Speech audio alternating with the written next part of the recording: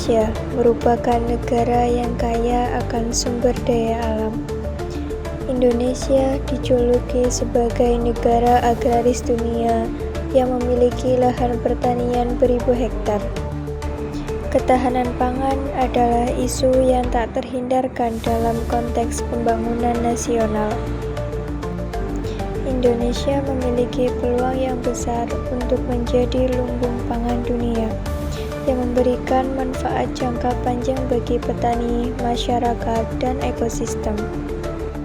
Pada tahun 2024 ini, Presiden Prabowo menargetkan adanya swasembada pangan.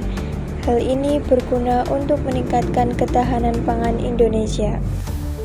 Presiden Prabowo menggandeng Menteri Pertanian untuk mengadakan perekrutan petani milenial dengan pendapatan per bulan sebesar 10 juta rupiah. Menteri Pertanian Andi Amran Sulaiman menetapkan kebijakan dengan membuka lahan di Jawa dan kawasan timur Indonesia, seperti Kalimantan Timur, Sumatera, Papua, dan lainnya yang berpotensi sebagai tanah subur. Dengan dibantu dengan menggunakan teknologi yang canggih seperti traktor dan mesin robot AI yang dapat menunjang percepatan dan pertumbuhan swasembada pangan karena dapat mengefisiensi waktu. Pengolahan dari hasil pertanian tersebut tentunya akan ditampung dan diolah oleh Perusahaan Umum Badan Urusan Logistik atau yang sering disebut dengan Perum Bulog. Bulog adalah perusahaan umum milik negara yang bergerak di bidang logistik pangan. Perusahaan Umum Bulog atau Perum Bulog adalah badan usaha milik negara yang berdiri pada tanggal 21 Januari 2003. Perum Bulog memiliki dua peran utama, yakni 1. Menjaga ketersediaan pangan nasional, 2. Menstabilkan harga pangan khususnya beras. Perum Bulog memiliki tugas sebagai pengamanan harga, pengelolaan cadangan pangan, distribusi pangan, impor pangan, pengembangan industri pangan, dan pengembangan pergudangan. Di era globalisasi ini, kondisi persaingan bisnis semakin ketat, baik dalam proses produksi maupun distribusi barang yang harus mempunyai kerjasama.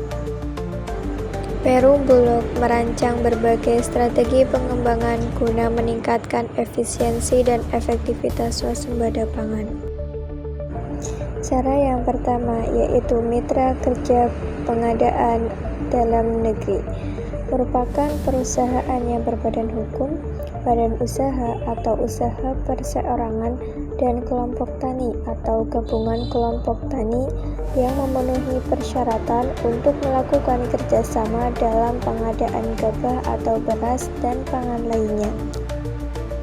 Strategi yang kedua yaitu on-farm, diselenggarakan dalam rangka kegiatan pengembangan usaha guna memberikan kontribusi bagi perusahaan, mendukung kegiatan pelayanan publik, dan mensukseskan gerakan peningkatan produksi pangan berbasis korporasi atau GP3K. Ketiga, dengan melakukan kerjasama ekonomi dan investasi pangan dengan negara Kamboja. Strategi yang keempat yaitu sistem distribusi yang efisien. Hal ini perlu dibangun agar masyarakat bisa sejahtera, terutama di bagian dari daerah yang terpencil.